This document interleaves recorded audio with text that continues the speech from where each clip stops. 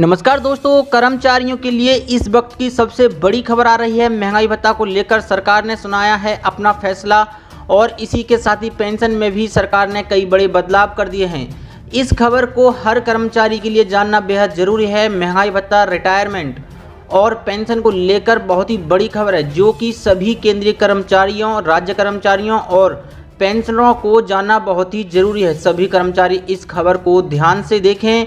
इस वीडियो में हम सभी कर्मचारियों के लिए बड़ी खबर लेकर आए हैं, जिन्हें आप विस्तार से जानेंगे। तो सभी खबरों को पूरा देखें। तो जान लेते हैं आज की पहली बड़ी खबर। जी हाँ दोस्तों, कोरोना शुरू होने के बाद केंद्रीय कर्मचारियों के लिए सरकार ने अब तक के लिए बड़े फैसले, सैलरी से लेकर पेंशन तक पर पड़ रहा है असर। जी हाँ, देश में कोरोना संक्रमण के बाद से अब तक केंद्र सरकार ने केंद्रीय कर्मचारियों की महंगाई भत्ते से लेकर पेंशन, छुट्टियों आदि पर कई बड़े फैसले लिए हैं। सरकार के इन फैसलों का असर मौजूदा कर्मचारियों के साथ साथ रिटायर्ड कर्मचारियों पर भी पड़ा है। मोदी सरकार ने कोरोना संक्रमण के फैलने की शुरुआती दिनों से देश भर में लॉकडाउन लागू कर दिया था। इसके बाद सरकार ने सबसे पहला फैसला महंगाई भत्ते को लेकर किया। कर्मचारियों और पेंशनभोगियों को 1 जनवरी 2020 से 1 जुलाई 2020 और 1 जनवरी 2021 की डीए और महंगाई राहत की अतिरिक्त किस्तों का भुगतान न करने का बड़ा फैसला किया। हालांकि सरकार ने यह भी स्पष्ट कर दिया कि बाद में यह व्यवस्था बहाल कर दी जाएगी। सरकार के इस फैसले का सीधा असर सैलरी और पेंशन पर पड़ रहा है।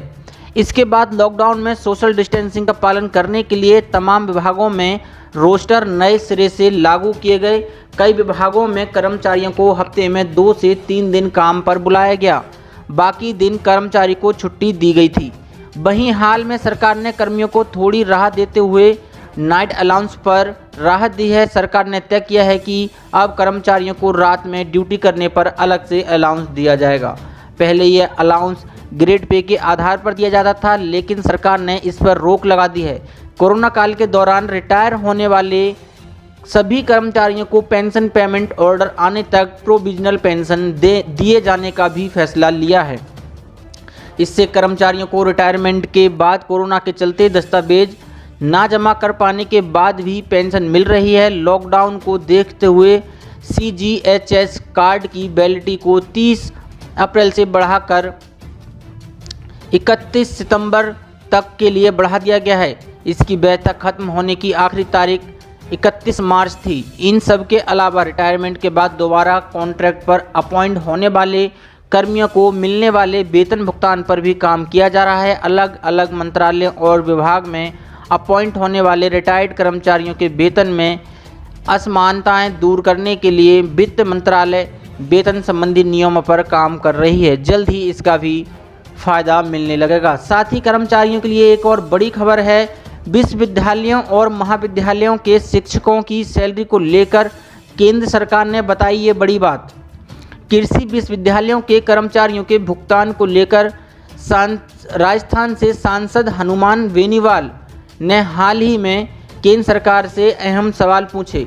नागौर लोकसभा सीट से राष्ट्रीय लोकतांत्रिक पार्टी के सांसद बेनीवाल ने सवाल किया कि क्या सरकार का कृषि विश्वविद्यालयों के कर्मचारियों को 7वें वेतनमान आयोग के तहत भुगतान करने का कोई दिशा निर्देश जारी करने का विचार है या नहीं। दरअसल उन्होंने केंद्र सरकार से यह सवाल राजस्थान के कृषि विश्वविद्यालयों के कर्मचारियों को 7वीं CPC का लाभ नहीं मिलने का आरोप लगाते हुए किया। लोकसभा में सांसद हनुमान बेनीवाल के सवाल का लिखित जवाब देते हुए कृषि और किसान कल्याण मंत्री नरेंद्र सिंह तोमर ने कहा कि इस संबंध में आदेश पहले ही जारी किया जा चुका है। उन्होंने निचली सदन को बताया, केंद्र सरकार ने मानव संसाधन विकास मंत्रालय MHRD के 2 नवंबर 2017 के पत्र में 7वें केंद्रीय वेतन आयोग यानी 7 CPC की सिफारिशों पर केंद्रीय कर्मचारियों के वेतनमान के संशोधन का पालन करते हुए विश्वविद्यालयों और महाविद्यालयों के अध्यापकों और समकक्ष कैडर्स के वेतन के संशोधन की योजना संबंधी विस्तृत दिशा निर्देश जारी किए हैं।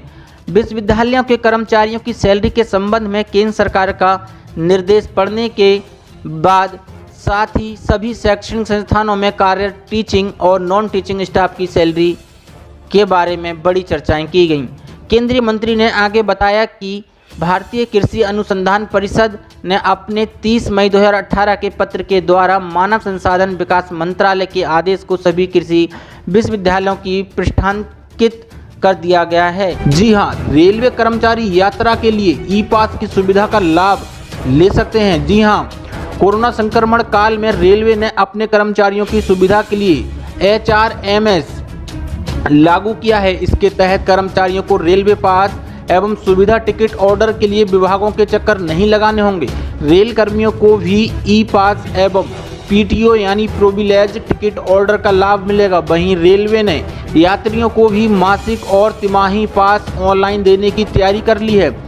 अभी तक रेल कर्मचारियों को रिजर्वेशन कराने के लिए काउंटर पर जाकर प्रिंटेड रेलवे पास से टिकट बुक करनी पड़ती थी। अब ई पास लागू होने से पूरी व्यवस्था पेपरलेस हो जाएगी। रेल अधिकारी और कर्मचारी घर बैठे रेल टिकट का रिजर्वेशन करवा सकेंगे।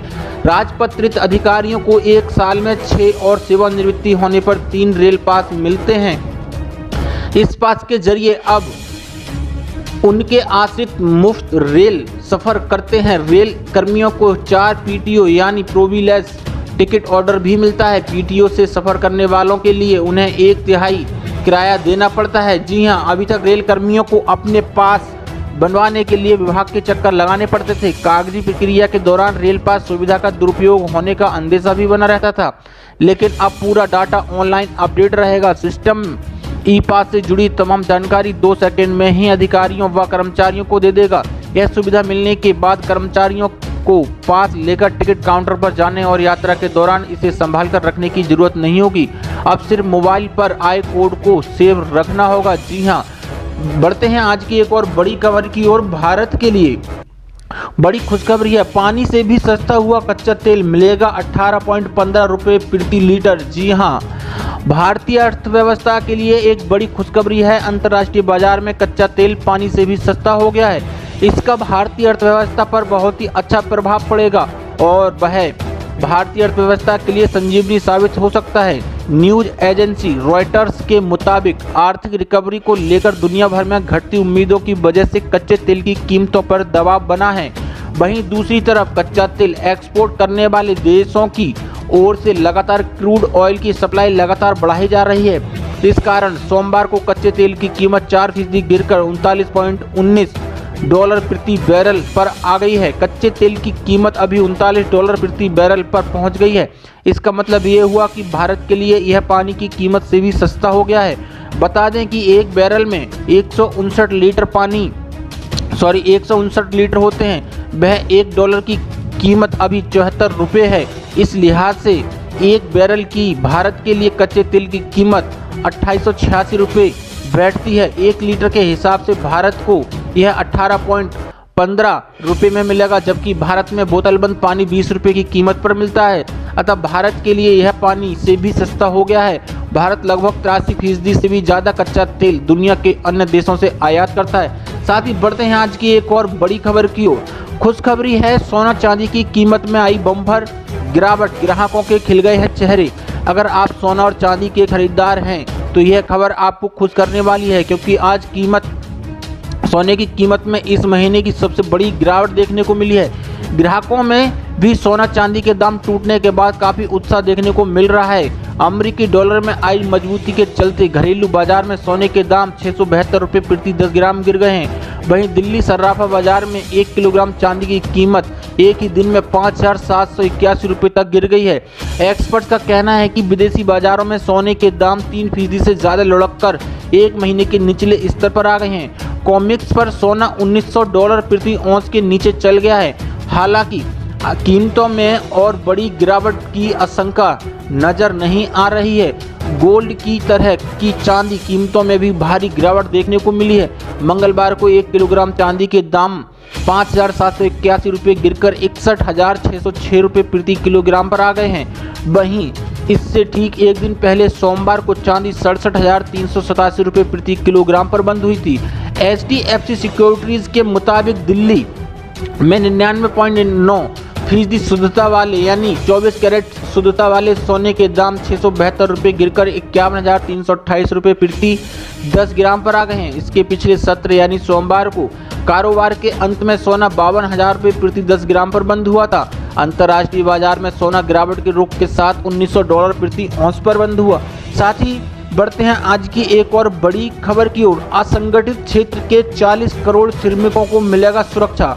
लोकसभा से 3 श्रम विधेयक पारित हो गए हैं। जी हां, बहुप्रतीक्षित नए श्रम विधेयकों को लोकसभा में पारित कर दिया गया है। नए श्रम कानून से देश के संगठित व असंगठित दोनों ही प्रकार के श्रमिकों को कई प्रकार की नई सुविधाएं मिलेंगी। सभी श्रमिकों को नियुक्ति पत्र देना अनिवार्य होगा। उनके वेतन का डिजिटल भुगतान करना होगा। साल में एक बार सभी श्रमिकों का हेल्थ चेकअप भी अनिवार्य किया गया है। वहीं उद्यमों के कारोबार को आसान बनाने के लिए कई प्रावधान लाए गए हैं। लोकसभा ने इसे ध्वनि मत से पारित कर दिया है, जबकि आज इसे राज्यसभा से भी मंजूरी मिल सकती है। मंगलवार को लोकसभा में केंद्रीय श्रम मंत्री संतोष गंगवार ने व्यावसायिक सुरक्षा, स्वास्थ्य एवं कार्यदशाएं संहिता, औद्योगिक संबंध संहिता एवं सामाजिक सुरक्षा संहिता को पेश किया और कहा कि 73 साल के इतिहास में पहली बार इस प्रकार से श्रम कानून में बदलाव किए जा रहे हैं जो नियोक्ता और श्रमिक दोनों के लिए फायदेमंद साबित होंगे। मजदूरी संहिता पहले ही अधिसूचित हो चुकी है। इन 4 संहिताओं में पुराने 29 कानूनों को एकीकृत किया गया है। पिछले दिनों में प्रवासी मजदूरों को लेकर काफी राजनीति हुई। ऐसे में गंगवार ने एक एक कर श्रमिकों को मिलने वाले लाभ गिनाए। पहले ठेकेदारों की ओर से एक राज्य से दूसरे राज्य में लाए गए श्रमिकों ही प्रवासी होते थे, लेकिन स्वयं आने वाले श्रमिकों के साथ नियोक्ताओं द्वारा दूसरे राज्य के श्रमिकों को काम पर रखे जाने पर उन्हें प्रवासी श्रमिकों की श्रेणी में रखा जाएगा और उन्हें OSH कोड का लाभ भी मिल जाएगा। साथ ही बढ़ते हैं आज की एक और बड़ी खबर की ओर। 7th पे के तहत इन कर्मचारियों को मिल सकती है बड़ी राहत। सैलरी कट का पैसा होगा वापस। जी हां, कोरोना संकट के बीच केरल के सरकारी कर्मचारियों को बड़ी राहत मिलने की खबर है। राज्य के विजयन सरकार सैलरी कटौती पर लिए गए फैसले पर फिर से विचार कर सकती है।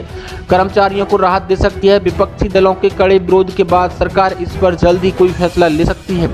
राज्य के कर्मचारी संगठन कोविड-19 इनकम सपोर्ट स्कीम के खिलाफ मुखर हैं। राज्य में अगले वर्ष विधानसभा चुनाव होने वाले हैं। ऐसे में सरकार कर्मचारियों को थोड़ी राहत दे सकती है। वित्त विभाग के सूत्रों ने कहा है कि असंतुष्ट कर्मचारियों को शांत करने के लिए सरकार अन्य विकल्पों पर विचार कर रही है। कोविड-19 इनकम सपोर्ट स्कीम में थोड़ी राहत देने के लिए सरकार के समक्ष विकल्प कर्मचारियों के वैधानिक या अन्य भुगतानों को बंद करने के हैं। भविष्य निधि या होम लोन या किसी अन्य भुगतान के लिए एक कर्मचारी द्वारा किया गया अतिरिक्त योगदान होगा। केरल सरकार के अप्रैल से अगस्त तक कुल 5 महीनों की अवधि में कर्मचारियों की सैलरी में हर महीने 6 दिन का वेतन कटौती करने का फैसला लिया था, जिसे और 6 महीने के लिए आगे बढ़ा दिया गया है। हालांकि कर्मचारियों को राहत देते हुए हाल में राज्य सरकार ने घोषणा की थी कि सैलरी कट का पैसा कर्मचारियों को अगले साल तक PF में दे दिया जाएगा। इस अमाउंट पर 9% का ब्याज भी दिया जाएगा। साथ ही बढ़ते हैं आज की एक और बड़ी खबर की ओर। केंद्रीय कर्मचारियों के लिए बुरी खबर है, समय से पहले किया जा सकते हैं रिटायर। जी हां, केंद्र सरकार के अधीन काम करने वाले यानी केंद्रीय कर्मचारियों को लेकर बड़ी खबर सामने आई है। दरअसल केंद्रीय कर्मचारियों के रिटायरमेंट को लेकर मोदी सरकार ने कुछ बातों पर जारी असमंजस की स्थिति को साफ किया है। सरकार ने साफ कर दिया है कि 50 से 55 साल की उम्र या फिर नौकरी में 30 वर्ष पूरा करने वाले कर्मचारियों को रिटायर किया जा सकता है। अगर सरकार की यह फैसला ले लेती है तो लाखों केंद्रीय कर्मचारियों के लिए बड़ा झटका माना जाएगा। बता दें कि केंद्र सरकार के पास जनहित में ऐसा करने का अधिकार होता है। नरेंद्र मोदी सरकार ने साफ शब्दों में कहा है कि सरकार चाहे तो कर्मचारियों को समय से पहले रिटायर कर सकती है। सरकार ने इस संदर्भ में पुराने आदेश की व्याख्या की स्पष्टता में को खत्म करने के नियमों का उल्लेख किया। जी हां, मीडिया रिपोर्ट्स के मुताबिक नरेंद्र मोदी सरकार ने कहा है कि परफॉर्मेंस रिव्यू के आधार पर ही इस पर फैसले लिए जाएंगे। सरकार ने FR 56J और CCS पेंशन रूल्स 1972 के रूल 48 का भी जिक्र किया। इस रूल के जरिए यह बताया गया है कि जिन कर्मचारियों को इस रूल के तहत सेवा में बने रहने की मंजूरी प्राप्त है वे भी परफॉर्मेंस रिव्यू के आधार पर समय से पहले रिटायर किए जा सकते हैं। हालांकि ये नियुक्ति करने वाली संस्था पर निर्भर करता है। ऐसी बड़ी खबरों को देखने के लिए हमारे चैनल को सब्सक्राइब करें और वीडियो को लाइक शेयर जरूर करें। धन्यवाद।